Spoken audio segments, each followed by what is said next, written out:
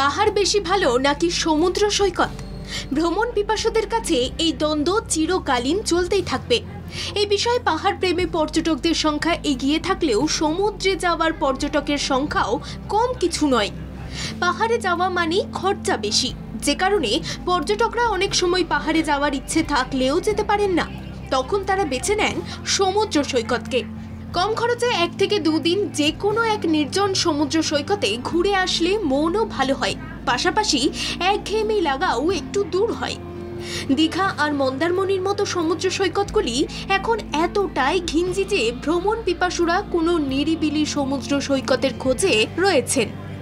আর সেই নির্জন সমুদ্র সৈকতের ঠিকানা আজ দেব আপনাদের। দীঘা থেকে 1 ঘন্টা দূরে রয়েছে দক্ষিণ পুরুষোত্তমপুর সমুদ্র সৈকত। মন্দারমণি থেকে এই সমুদ্র সৈকতের দূরত্ব 11 কিলোমিটার। আপনি চাইলে মন্দারমণিতে একদিন কাটিয়ে সেখান থেকে পরের দিন মাত্র 20 মিনিটের মধ্যে পৌঁছে যেতে পারবেন দক্ষিণ পুরুষোত্তমপুর সমুদ্র সৈকতে। এই নির্জন সমুদ্র সৈকতের প্রাকৃতিক সৌন্দর্য জুড়ি মেলা ভার। এখানে রয়েছে ব্যাকপ্যাকার্স ক্যাম্প। সমুদ্রের ঢেউয়ের শব্দ শুনতে শুনতে ক্যাম্পের মধ্যে ঘুমোনো এক অভূতপূর্ব অভিজ্ঞতার সাক্ষী হতে পারবেন আপনি। এই ক্যাম্পের মধ্যে মাছ, মাংস, ডিম ছাড়াও নানা ধরনের কাবাবের ডিশ খেতে পারবেন আপনি।